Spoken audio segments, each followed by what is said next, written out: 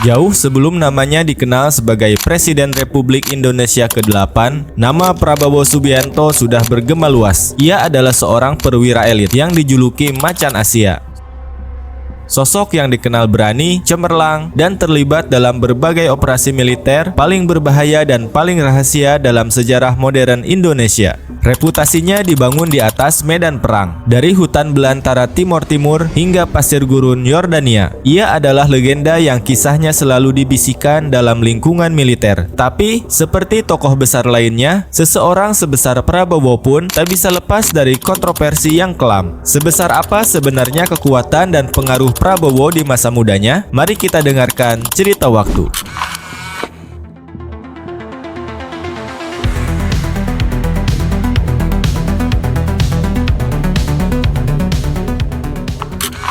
Untuk memahami karakter, ketegasan, dan ambisi Presiden ke-8 Indonesia, kita harus kembali ke titik awalnya, karir militer Pak Prabowo. Karena di sanalah ia ditempa, membangun jaringan dan kontroversi besarnya dimulai. Kisah ini bukan hanya tentang pangkat dan jabatan. Ini adalah kisah tentang bagaimana latar belakang keluarga, pendidikan, dan lingkungan politik membentuk seorang perwira elit yang berani mengambil resiko yang mungkin tidak berani diambil oleh perwira lainnya. Kita akan mengikuti jejak karir militer Pak Prabowo di masa mudanya. Seorang perwira yang menjanjikan kejayaan militer, namun juga meninggalkan bayang-bayang panjang pertanyaan tentang hak asasi manusia. Tapi, di mana semuanya dimulai?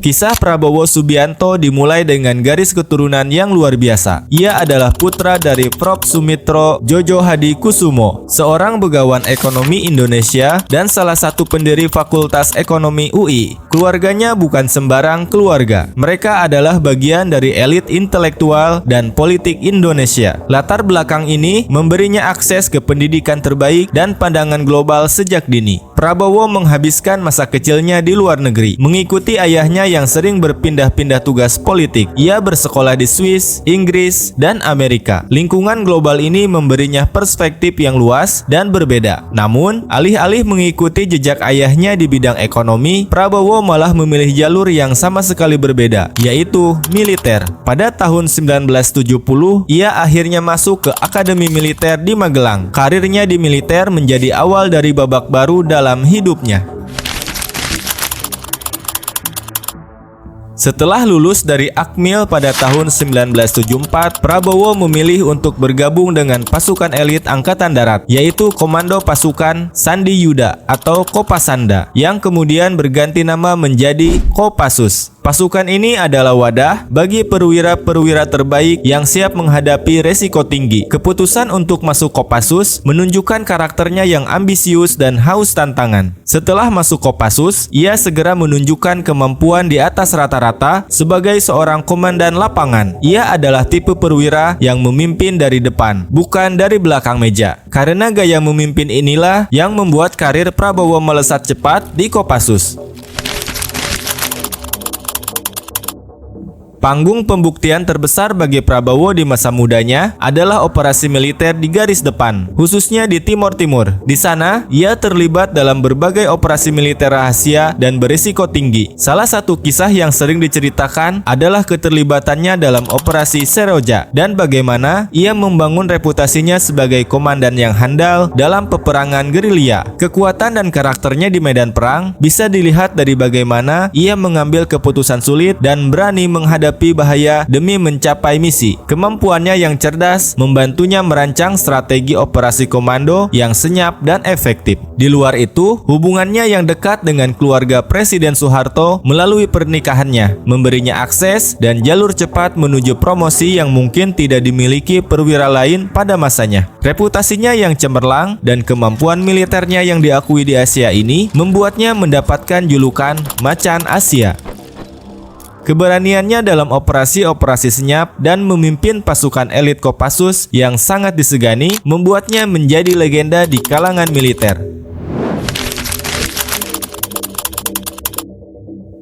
Seiring karir Prabowo menanjak menuju posisi tertinggi, kontroversi pun ikut membayangi. Pada tahun 1990-an, ia mencapai puncak kekuasaannya, memimpin Komando Pasukan Khusus atau Kopassus, dan kemudian menjadi Panglima Komando Cadangan Strategis Angkatan Darat atau Pangkostrad, posisi yang secara militer sangat menentukan. Namun, periode ini bertepatan dengan masa-masa paling krusial dalam sejarah politik Indonesia menjelang jatuhnya Orde Baru. Di masa inilah, namanya mulai dikaitkan dengan tuduhan serius. Ia disorot terkait dugaan pelanggaran HAM dalam operasi militer di wilayah konflik seperti Timur Timur dan Aceh. Namun, kontroversi terbesar yang melekat padanya adalah terkait penculikan para aktivis pro-demokrasi pada masa krisis politik tahun 1997 hingga 1998. Gejolak politik tahun 1998 yang berujung pada lengsernya Presiden Soeharto sekaligus mengakhiri karir militer cemerlang Prabowo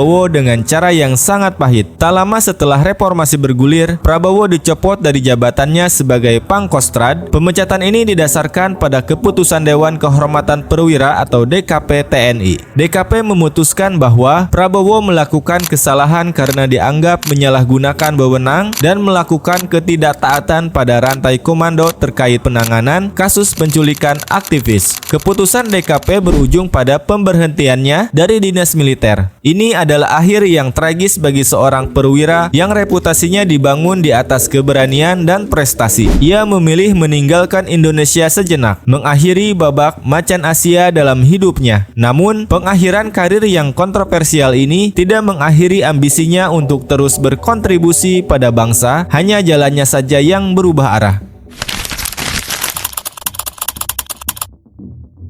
Meskipun karir militernya berakhir dengan keputusan yang berat, semangatnya untuk memimpin tidak pernah padam. Setelah beberapa tahun berbisnis dan mengasingkan diri dari sorotan politik domestik, Prabowo kembali ke arena nasional, memilih jalur yang paling penuh gejolak, yaitu panggung politik. Ia mendirikan Partai Gerindra dan memulai perjuangan panjang menuju kursi kepresidenan. Kegagalan demi kegagalan di beberapa pemilihan presiden sebelumnya tidak memadamkan kegigihannya.